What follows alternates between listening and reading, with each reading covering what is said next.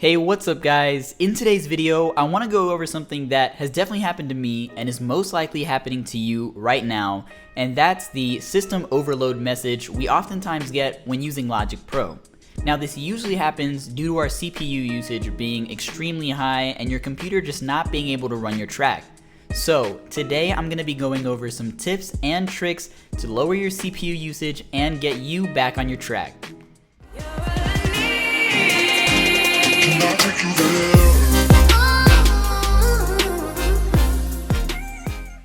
Alright, so the first trick that I have, you oftentimes see when the message comes up, and that is to increase your I/O buffer size. Now to find this, you go to Logic Pro in the top left hand corner of the screen, scroll down to Preferences, and then select Audio. Once you've got this pulled up, you can go ahead and select your I/O buffer size. It's usually set to 128, but you can go all the way up to 1024 like I have here. But keep in mind that as you increase your I/O buffer size, this does create latency and a delay when recording MIDI controlled instruments. So if you're past the stage of recording and you just want to get back to mixing your track, this should help depending on the amount of tracks you have open and the amount of plugins you have running in the background. If this doesn't help, we can go ahead and move on to trick number 2. Alright, so the second trick that I have for you guys in reducing your CPU usage is to bounce your tracks in place. Now what this does is it takes what was once previously MIDI information and records it into a WAV file.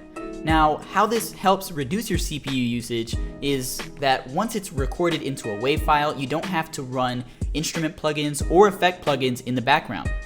Now how to do this is you click on a MIDI track, right click, scroll down to bounce and join, and select bounce in place. Once selected, you can go ahead and name this track and then hit OK. As you can see, if I double click this, we don't open up a MIDI window, we actually just have the wave recording, so you can't go back and edit it. But again, if you're happy with what you have in the MIDI section, you can go ahead and bounce this so you can save your CPU. Now if this still isn't working, we can go ahead and move on to step number 3. Alright, so trick number 3 in reducing your CPU usage is to change the sample rate of your track. Now how to do this is you go up to your control bar and select display mode. Once there, you can go ahead and click custom and it'll bring up a custom control bar.